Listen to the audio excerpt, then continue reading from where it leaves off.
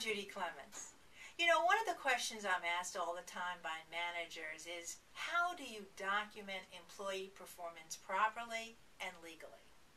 Well, there's one common denominator that all good documentation has, and that is that it must be behavior-based. That's right, behavior-based. See, attitudes, opinions, subjective ideas like that, labels, no room for that in proper documentation. So let's take a little look at that right now. Labels and descriptions of attitudes, no place in documentation.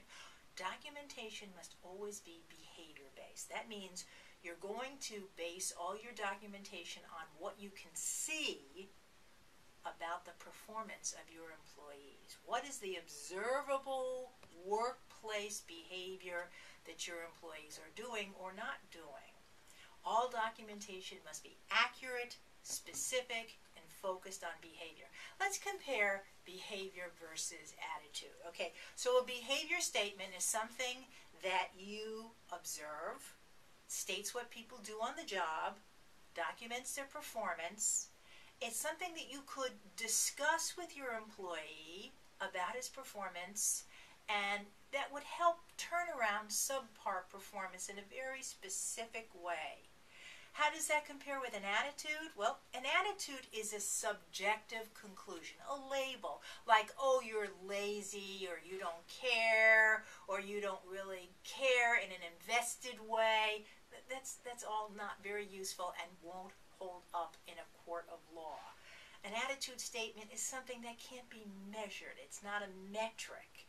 It can often lead to an employee's defensive reaction. If I say to an employee, you know, I don't like your attitude, well, that employee might say, well, I don't like yours either. So it won't turn around subpar behavior, and again, it won't hold up in a court of law.